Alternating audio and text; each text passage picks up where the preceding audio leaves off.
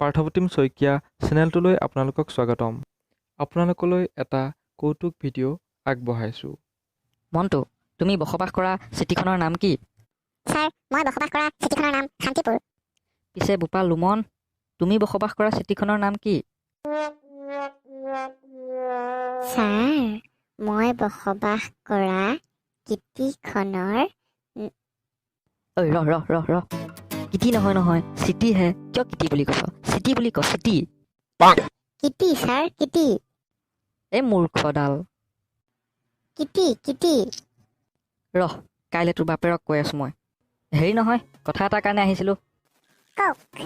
লুমনৰ বাপেক ঘৰত নাই নেকি? নাই, এই অলপ ওলাই গৈছে। এই আপোনাৰ ল'ৰাটো চিটি শব্দটো কিটি কিটি বুলি কয়। ইমান মতলবী ল'ৰাটো দিছেনে আপুনি? মাষ্টৰৰ কথা নুশুনে?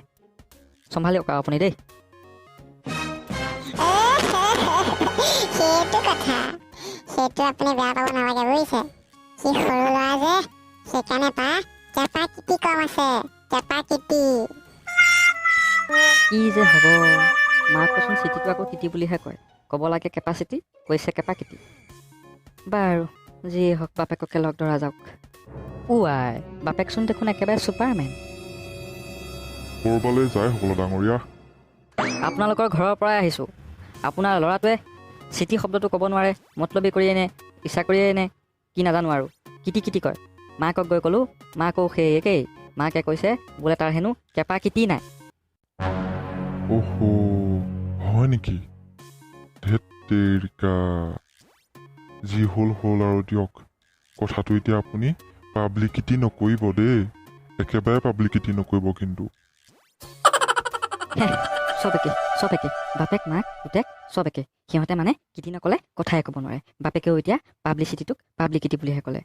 মানে বাপেক চাই পিতেক নে মাক চাই পিতেক নে পিতেক চাইহে মাক বাপেক। চব খেলি মেলি, ধৰিবই নোৱাৰি দেই। ঐ ডাঙৰীয়া, ৰ'বচোন ৰ'ব, অকণমান ৰখক। হেৰি নহয়, আপুনি লুমনৰ বৰ্তাক নহয় জানো? আপুনিতো টাউনতে হয়। থাকে ন? কথা এটা কওকচোন। নহয়, আপোনালোকৰ পৰিয়ালত এই লুমনহঁতৰ যে সিহঁতে মানে কেনেকৈ এতিয়া আপোনাক কওঁ, মানে এক চিটি শব্দটো ক'ব নোৱাৰে বুজিছেনে? বাপেক মাক পুতেক গোটেইকেইটাই চিটিবিলাক চিটি শব্দটো কিটি কিটি কয়। কিহৰ কাৰণে এনেকুৱা বাৰু কওকচোন? আপুনি অকণ বুজাব নোৱাৰেনে? জানি শুনিয়ে কয়নে নে সঁচাকৈ মুখতে নাহেনে? তেওঁলোকেহে জানিব। আচলতে কথাটো কি জানে, আমাৰ পৰিয়ালত ইউনিভাৰ্চিটিত পঢ়া মানুহ নাই। ইউনিভাৰ্চিটিত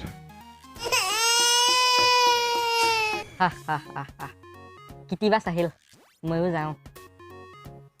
যদি ভিডিঅ'বোৰ চাই ভাল পায় তেনেহ'লে মোৰ চেনেলটো আপোনালোকে ছাবস্ক্ৰাইব কৰিব আৰু আপোনাৰ বন্ধু বান্ধৱলৈ শ্বেয়াৰ কৰিব আৰু লাইক বাটনটো টিপিবলৈ নাপাহৰিব।